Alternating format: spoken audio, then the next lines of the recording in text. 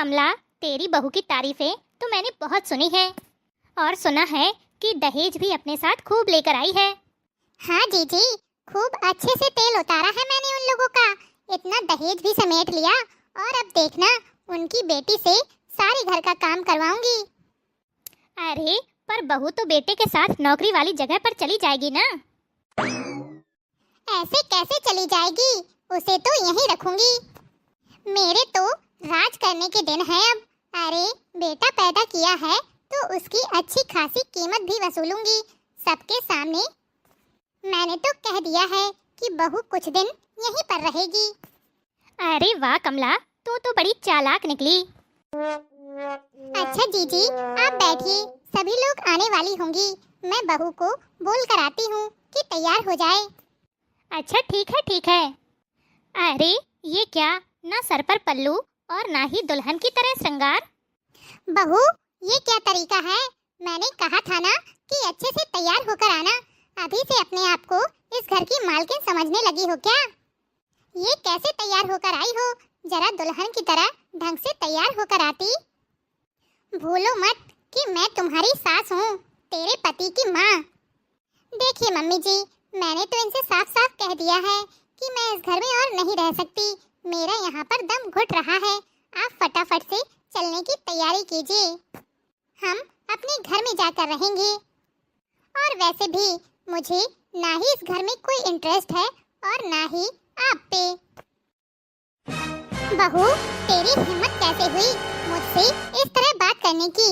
और कहाँ जाने की बात कर रही है? जब मेरी इच्छा होगी तभी भेजूंगी, पर उससे पहले तो तुझे तमीज सिखानी है। भूल गई कि तेरे माता पिता कैसे गिड़गिड़ा रहे थे मेरे सामने?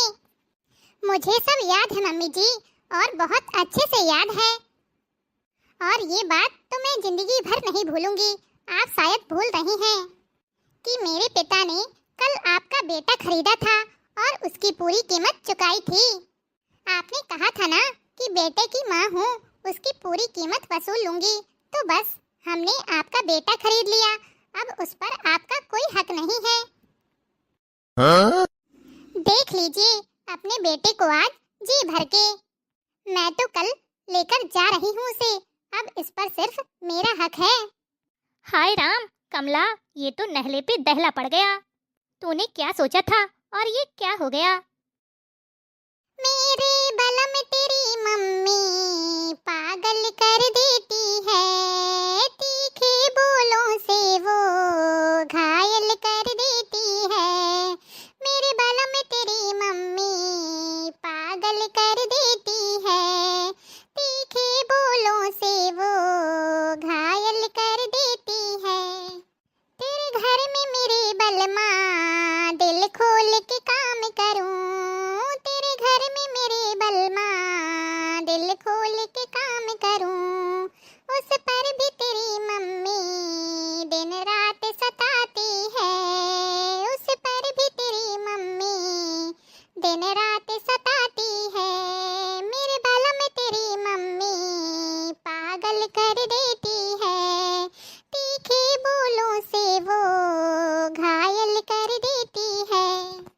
मैं झाड़ू पोछा करूं और बर्तन साफ करूं, मैं झाड़ू पोछा करूं और बर्तन साफ करूं, फिर भी छोटी बातों पे तिल का ताड़ बनाती है, फिर भी छोटी बातों पे तिल का ताड़ बनाती है। मेरे बलम तेरी मम्मी पागल कर देती है, तीखे बोलों से वो घायल कर देती है। हे भगवान, मेरा कैसे कटे जीवन सजना तेरे इस घर में, मेरा कैसे कटे जीवन सजना तेरे इस घर में। दिन रात यही चिंता मेरे बालम सताती है, दिन रात यही चिंता मेरे बालम सताती है। मेरे बालम तेरी मम्मी पागल कर देती है, तीखे बोलों से वो घायल कर देती है। नई दुल्हन, इस घर में तुम्हें आए हुए सिर्फ 2 दिन हुए हैं और तुम अपनी सास के बारे में ये सब बोल रही हो। क्यों ना बोलूं आंटी जी, इन्हें ये सब तो दहेज लेने से पहले सोचना चाहिए था।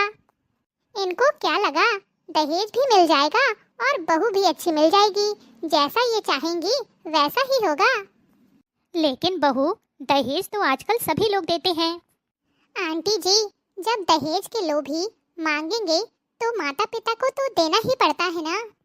देखो नई दुल्हन, हम तुम्हारी बात को बहुत अच्छे से समझ रहे हैं, लेकिन जरूरी तो नहीं कि जैसा सामने वाला है वैसे ही हम भी बन जाएं। माँ जी, जब आप आंटी जी से हंस हंस कर दहेज के बारे में बातें कर रही थी ना, मैंने सब कुछ सुन लिया था। बहू, मुझे माफ कर दे। मेरी आंखों में लालच की पट्टी बन गई थी। शायद मेरी खुद की एक बेटी होती तो मैं इस बात को समझ पाती। देर से ही सही, लेकिन तुमने मेरी आंखें खोल दी। मुझे माफ कर दो बहू। माँ जी, मांगने वाले लोग तो मुंह खोलकर मांग लेते हैं, लेकिन जिसके खून पसीने की कमाई है, एक बार उसके दिल से पूछिए। आज के जमाने में सिर्फ इसी वजह से लोग बेटी पैदा होने से डरते हैं कि उनके पैदा होते ही दहेज देने के लिए रकम इकट्ठा करनी पड़ती है।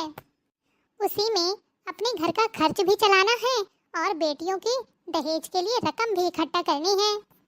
अरे, जिसकी एक बेटी है तो चलो कोई बात नहीं, जिसकी 2-4 बेटियां हैं वो इंसान तो कर्ज में ही डूब जाता होगा। हाँ भाभी, आप बिल्कुल सही कह रही हैं। मैं आपकी बातों से पूरी तरह सहमत हूँ। मैं कभी भी ऐसे घर में अपनी शादी नहीं करवाना चाहूँगी जहाँ दहेज के लोभी रहते हों। बहू, मैं कल ही तुम्हारे मायके से आया हुआ सारा सामान तुम्हारे मायके वापस भिजवा दूंगी। अपने माता पिता से बता देना कि हमें कुछ भी नहीं चाहिए। मेरे पति और मेरे बेटे इतना कमा लेते हैं कि हमें किसी के दहेज की जरूरत नहीं है। कमला, ये की ना तूने समझदारी वाली बात। देख तो नई बहू का चेहरा कैसे उतर गया है। अरे, ये तो अभी इनके हंसने और मुस्कुराने के दिन हैं। मुझे माफ कर दे बहू, मेरी वजह से तेरा दिल दुखा। अरे नहीं नहीं मम्मी जी, आपको माफी मांगने की कोई जरूरत नहीं है। आपको मेरी बात समझ में आ गई, मुझे यह जानकर बहुत खुशी हुई। हमारे प्यारे प्यारे भैया बहनों, जो गलती मैंने की है वो गलती आप मत दोहराना। ना दहेज लो, ना दहेज दो। आपको आज की यह वीडियो कैसी लगी कमेंट बॉक्स में कमेंट करके जरूर बताइएगा। अगर अच्छी लगी हो तो वीडियो को लाइक, और अगर चैनल में पहली बार आए हैं तो चैनल को सब्सक्राइब करना ना भूलें। तो चलिए फिर जल्द ही मिलेंगे हम आपसे अगले वीडियो में। तब तक के लिए खुश रहिए, अपना ख्याल रखिए और दूसरों को प्यार बांटिए। और हाँ, यह वीडियो अपने यार दोस्तों में शेयर जरूर करिए। आपका एक लाइक और शेयर हमारा भी मनोबल बढ़ाता है, जिससे हम रोजाना आपके लिए नए नए टॉपिक पर वीडियो लाते रहते हैं। तो चलिए फिर, टाटा, बाय बाय।